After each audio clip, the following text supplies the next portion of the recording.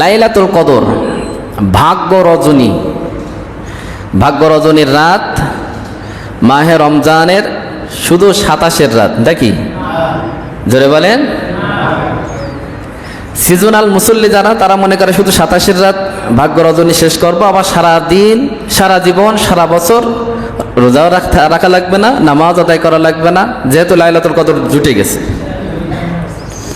আপনারা বলেন লাইলাতুল কদর নসিব করার মালিক কে?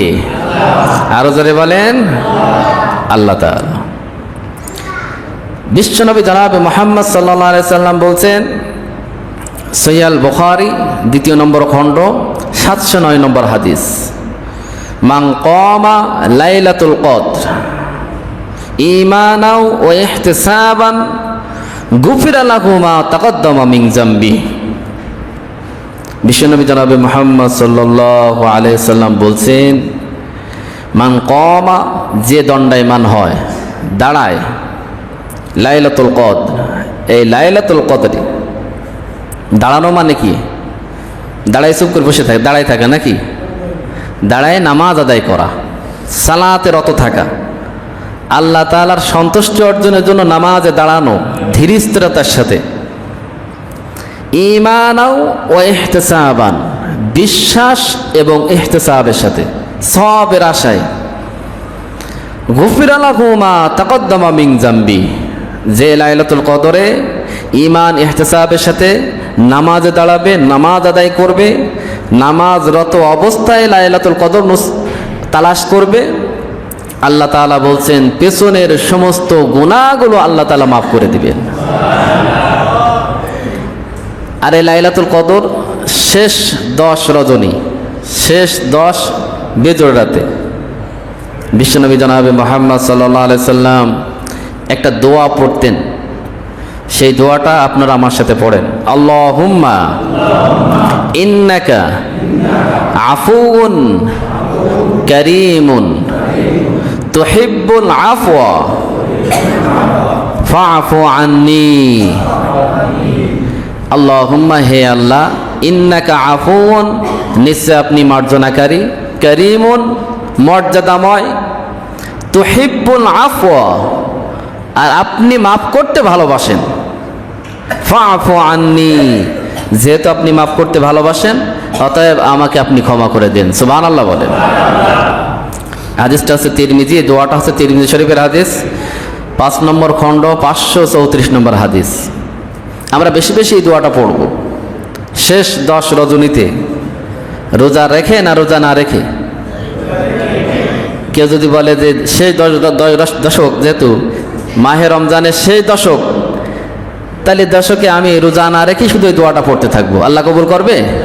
রোজাদারদের জন্য, লাইলাতুল কদর যারা তালাশ করবে তাদের জন্য আল্লাহ তাআলা আমাদের তৌফিক দান করেন, সবাই বলেন আমিন। সম্মানিত উপস্থিতি, লাইলাতুল কদর সম্পর্কে আল্লাহ রাব্বুল আলামিন 114টি সূরা, তার ভিতর একটা সূরা আল্লাহ তাআলা দিয়েছেন। সুবহানাল্লাহ বলেন। ইবনে কাসির, তাফসীর ইবনে কাসিরে বর্ণিত আছে, ইবনে কাসির রাহিমাহুল্লাহ বলেছেন, আলী ইবনে ওরওয়া রাদিয়াল্লাহু তাআলা আনহু থেকে বর্ণিত, রাসূল সাল্লাল্লাহু আলাইহি সাল্লাম বনি ইসরাইলের 4 জন আবেদ সম্পর্কে তাদের বিষয়ে আলোচনা করছিলেন। কি আলোচনা করছিলেন? যে তারা 80 বছর ধরে অনবরত আল্লাহ তাআলার ইবাদত করছিল। কয় বছর? 80 বছর ধরে। এ কথা শুনে সাহাবীরা শুনে অবাক হয়ে গেল যে তাদের বয়স পেয়েছে অনেক, সময় পেয়েছে অনেক, একটানা 80 বছর ইবাদত বন্দেগী করছে। এখন তারা হতাশ হয়ে গেল যে ইয়া রাসূলুল্লাহ, ইয়া হাবিবাল্লাহ, আমাদের হায়াত তো কম, আমরা চাইলেও তো একটানা 80 বছর ইবাদত বন্দেগী করতে পারবো না, তাহলে কি হবে? আমাদের উপায় কি হবে? এই আলাপচারিতার ভিতরে আল্লাহ রাব্বুল আলামিন সূরাতুল লাইলাতুল কদর নাজিল করে দিলেন। সবাই বলেন সুবহানাল্লাহ।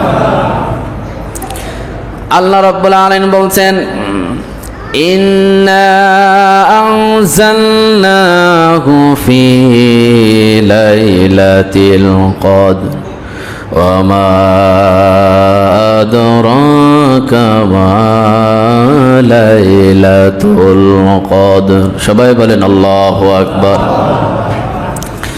ليلة القدر خير من ألف شهر تنزل الملائكة والروح فيها بإذن ربهم من كل أمر سلام هي حتى مطلع الفجر সবাই বলেন আল্লাহু আকবার আল্লাহ তাআলা বলেন ইন্না আনজালনাহু ফি লাইলাতিল কদর নিশ্চয় আমি নবী আপনার উপরে লাইলাতুল কদর নসিব করেছি নাজিল করেছি ওমা আদরাকা মা লাইলাতুল কদর আল্লাহ তাআলা পুনরায় বলছেন এ হে নবী আপনি কি জানেন লাইলাতুল কদরটা কি আল্লাহ তাআলা প্রশ্ন করছেন আল্লাহ তাআলা বর্ণনা করছেন আল্লাহ তাআলা নিজেই আবার প্রশ্ন করছেন বিশ্বনবীকে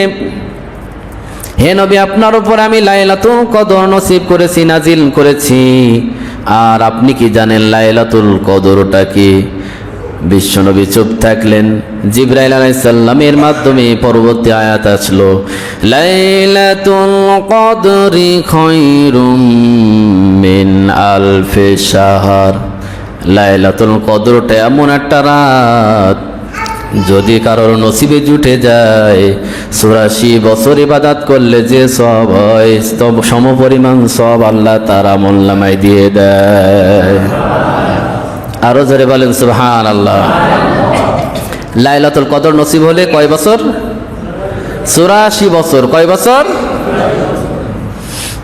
আর একজন যে কাহিনী দেখছিলেন যে একটানা ৮০ বছর ইবাদত করেছে তার মানে বোঝা যায় বিশ্বনবীর উম্মতদের উপরে আল্লাহ তাআলার রহমত বেশি না কম আরো জোরে বলতে হবে বেশি না কম বেশি ৮০ বছর ইবাদত করছে একটানা আর শুধু লাইলাতুল কদর যদি নসিব হয়ে যায় আলফুন শাহরুন হাজার মাসের চেয়ে উত্তম এটা ব্যাখ্যা করলে বিশ্লেষণ করলে প্রায় ৮৪ বছর হয় তার মানে বোঝা যায় উম্মতে মুহাম্মাদি তারা যদি লাইলাতুল কদর তালাশ করে একটানা ৮৪ বছর প্রায় ৮৪ বছর ইবাদত করলে যে সওয়াব হয় তার আমলনামায় আল্লাহ তাআলা সওয়াব দিয়ে দেন সম্মানিত উপস্থিতি সব মিলিয়ে কোরআন হাদিস রিসার্চ করে আমার ব্যক্তিগত একটা অভিমত সেটা হলো এই আল্লাহ রাব্বুল আলামিন আমাদেরকে সৃষ্টি করেছেন যত্ন করে মায়া করে ভালোবাসা দিয়া তিনি চান না আমরা জাহান্নামে যাই তিনি কখনো চান না আমরা জাহান্নামের দিকে যাই বান্দা যখন জাহান্নামের দিকে দৌড়ায় আল্লাহ রাব্বুল আলামিনের রহমত বান্দার পিছে পিছে ছুটে বেড়ায় জোরে বলেন সুবহানাল্লাহ